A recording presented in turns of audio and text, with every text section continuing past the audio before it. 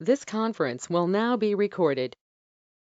Okay, good evening, everybody. This is Greg Morton. It is Saturday, August 21st, 2021, and this is the weekend update for Canslim growth stock investors via the Greenville Eastside IBD meetup group as well as the Stockyard meetup group. So as always, this is for educational purposes only. Y'all know this. I'm not recommending any stocks or securities to buy or sell. You're responsible for your own mistakes. Don't do anything stupid and incorporate my mistakes into something you're doing. Topics for this weekend, look at the M factor like always.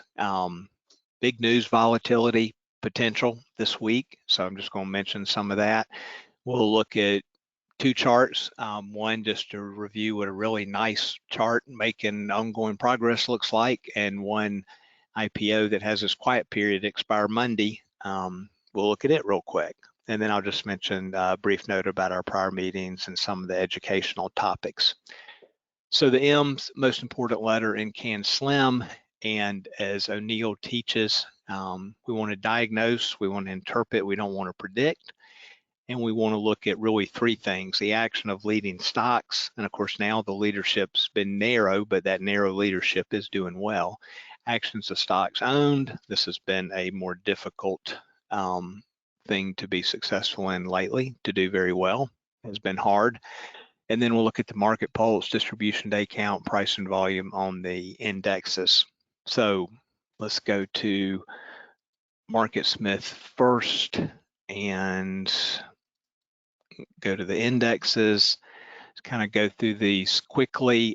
They've looked fine for several weeks. Finally, this week, some of the underlying turmoil in the market came up to the surface where it was not just rotation underneath. So the NASDAQ came down, lost the 21-day, actually came down below the 50-day, although it closed right there at it or just a little bit above it, and is battling to get the 21-day back. So we do see some weakness showing up in the major indexes now.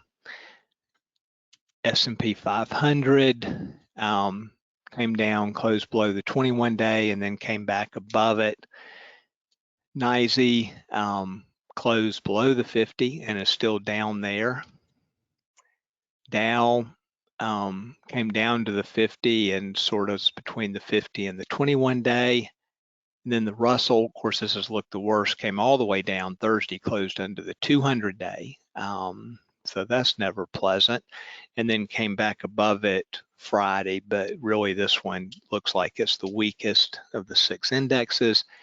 And then the S&P 600, moving average lines aren't stacked in the correct order, and we're closing below the 50 over and over and over, and the 50's turned down. Not as bad as the Russell 2000, but still not great.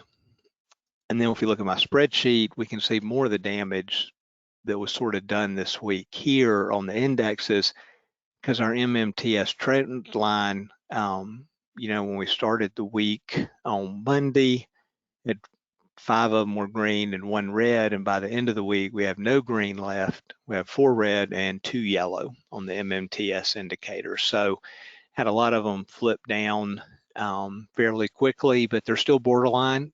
It could turn back up without too much work on the 4 main indexes. The Russell and the S&P 600 need more work. IBD is still green in a confirmed uptrend, and the window of opportunity is still open.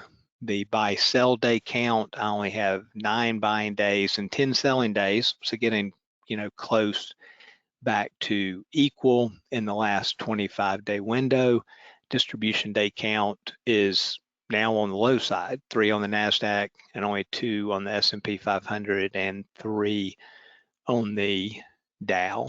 And then on Monday, we'll lose another one on the NASDAQ due to time. So that looks okay. The indexes look okay. Is how the stocks are acting, particularly the growth stock trade, that has not looked okay. So that's where we've struggled. So you can look at this week, see the markets got hit a couple of days. We have taper talk coming up again, and that'll sort of come into the headlines that we're going to talk about. If we look at the group teaching portfolio, quick stats, 80% invested. maybe a little bit on the heavy side. Year to date, up 15.34%. That's only improved recently with a couple of the ones that have done very well, DOX and Dexcom in particular. Have a total of 6.52 positions on a dollar basis, and you can see 1, 2, 5 of those are profitable. 2 of them, are sort of, those are borderline. They're unprofitable, but not by much. And then Palantir is taking a little bit more of a hit than the other 2 that are in the red. So, and we talked about a lot of these at our meeting on Tuesday when we met. So that's what that looks like. Go back to the presentation. Go back to big screen. So our current dilemma, here's some notes from what I'm gonna call the 3 wise men this week. David Ryan, of course, former O'Neill protege, portfolio manager, consultant to IBD Live, very, very skilled chart reader and trader, just notes what we know. The major averages have been masking the weakness in a majority of stocks. Things might start to catch up on the downside. Don't want to have too much exposure, especially in gains have been hard to achieve. So all very accurate thing to keep in mind.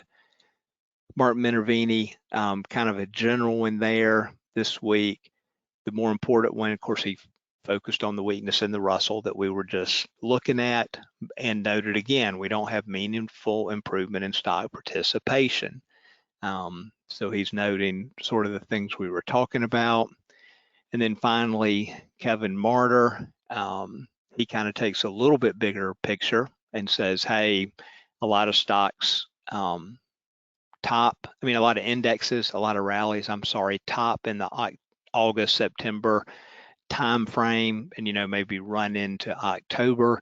David Ryan has mentioned this also. I know on IBD Live this week, he said he's seen so many runs that ended in the month of August, just to give a little historical perspective. And then Kevin's pointing out that the trend, the breadth, the volume, the leadership, and the seasonality are not in our favor. So he says the decision to sit in cash is an easy one, or of course the decision to have less exposure to the market. And then he said it's not worthwhile to chase the last remaining group or stock to stand, because the fact that it is the last remaining group or stock is very important to realize. And then he notes again sort of the difficulty of this market, that this sector and group rotation, he just hasn't seen anything like it in a few years. But then on the other side of the coin, first, here's the NASDAQ, here's that advanced decline line, the breadth that they're talking about. So you can see how negative that is right there, NASDAQ advanced decline, how that's really, really just trending down. Then there's a 4th wise man, Charles Harris, and he sort of had a different take this week. He said on IBD Live, everybody he talks to is bearish. So he's actually very bullish, and then sort of backing up what he was observing and talking to people. Here's the CNN fear and index greed. They show it at an extreme fear level.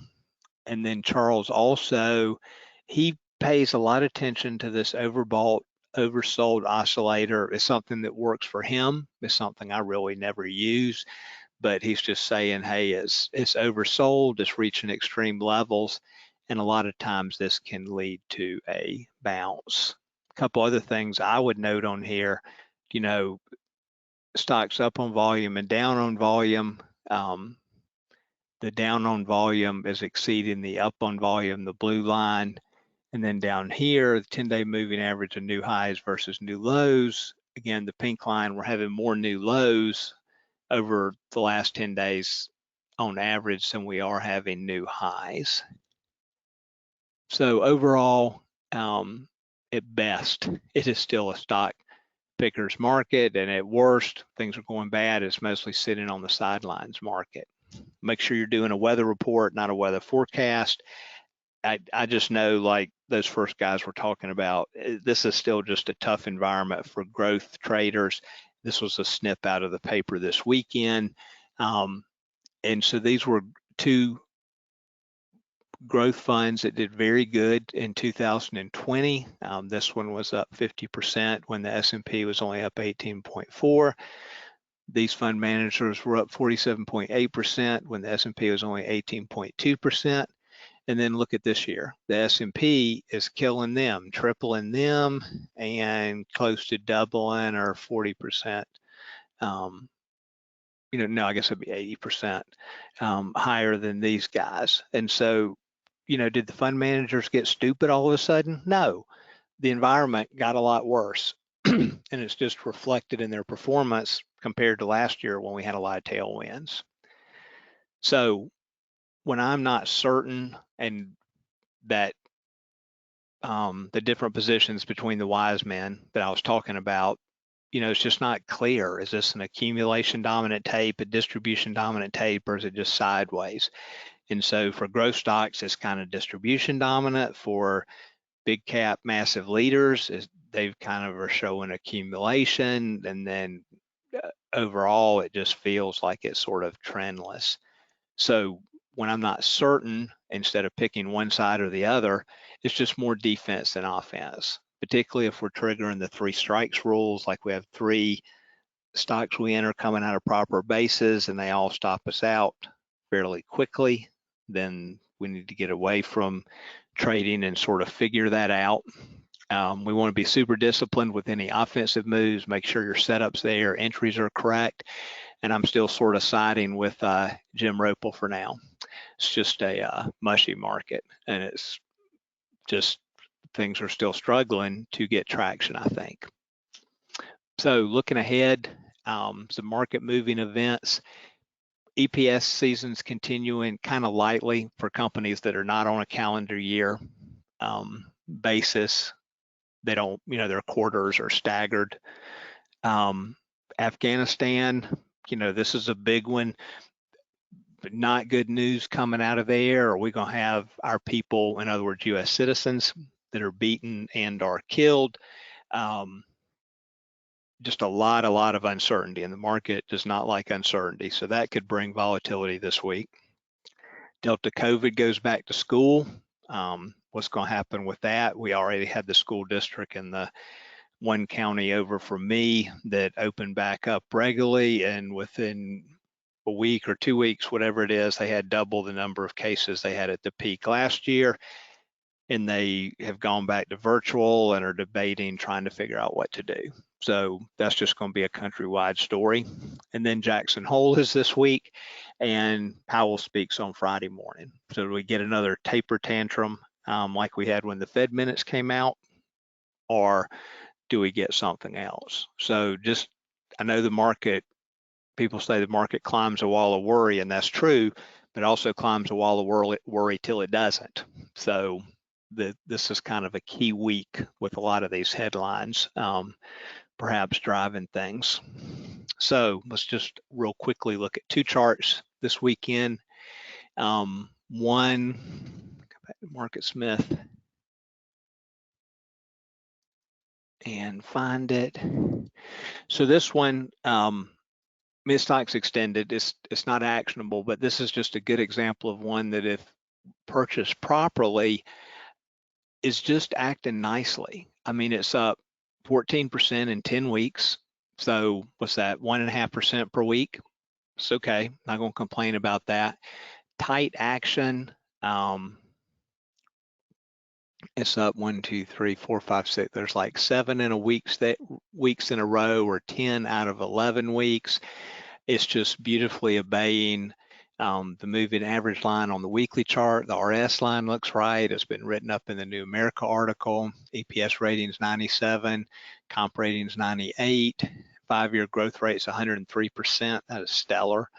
It does have debt's a little bit higher, 182. Has Canslim numbers down here.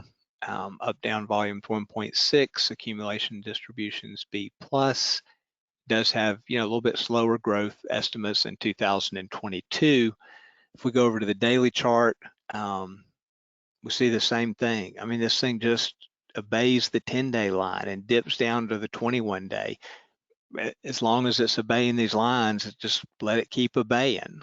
And then right in here was up 12 of 15 days. So if you owned it, and if you use that as an add-on buy rule, there was a potential to go ahead and add some more shares if that 12 of 15 days was one of your add-on buy rules. And so we did that in the group teaching portfolio. So it's not a screaming RS line, but it's just trending nicely upward. Does not have any of the IBD mutual funds in it, but it does have 5 funds in it that I flagged, and it has a slew of A+ funds in it. So I'm okay on the I, but it's nice to have one like this. It's just steady Eddie.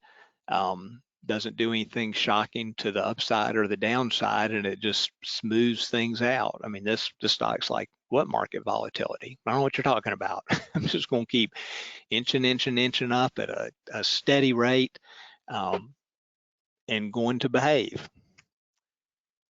And then Cook, this is an IPO. Traeger pellet grills had a ton of underwriters. Quiet period expires on Monday, so you would expect of these 14, 8 or 10 will come out with reports. It's forming an IPO base.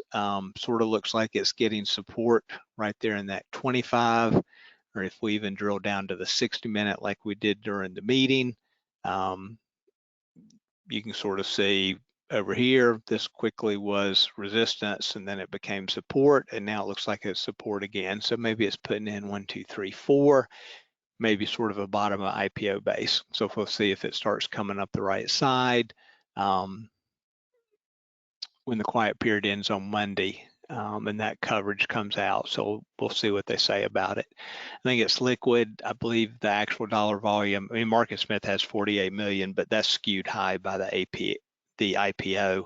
I think when I did the math, it's over 30 million per day on a 10-day average. So it's over 20 million that they talk about in the life cycle trade. So those were two just to glance at real quickly. So we met for our big regular monthly meeting this past Tuesday, talked about the normal stuff, and then did a big segment on being on pins and needles at EPS time, and what are the cushion rules to hold some or all of your position through earnings. So we covered that in great deal and talked about sort of a new potential rule to add in there. So we covered all of that. And then prior meetings, these are available. It's the same $10 tuition as the regular meeting. Spent 3 months covering writing your own sell rules. January, February, and March was really important. Did complete weekend routine back in 2020. So you can email me if you're interested in any of those. If you don't have a set of written sell rules, I just think that's the next thing you have to do if you're trying to go to the next level. So that was, spent a lot of time putting this together, and there's a lot of material in those 3 monthly meetings. So that's probably 1, 2, 3, probably 5 hours worth of educational material, walking through sort of all 3 places on the Market Smith chart, how you trade within those zones, when you move your stops up, what are true market leaders, how do you try to hold them longer, that sort of thing. Meetup sites, you can join the Greenville Eastside IBD meetup site. That's where all the resources are. Stockyard is for coordinating online meetings. So that's where you would sign up for our September meeting, but I have not scheduled it yet, so you can't sign up yet. You can email me if you need information on the prior meetings. You can follow me on Twitter. And of course, you can subscribe to the Stockyard by Greg Morton YouTube page, which is where the video, when you're watching this, is what you're watching. And then there's several others on there. There's an educational one on the certainteed 8-week cold exception that's about 30 minutes long that tries to clear that situation up. And then there's some other ones on there too. So that's it. Hope you guys have a great weekend routine. We'll see how this week plays out, and hopefully be back for another update next weekend. Y'all have a good one.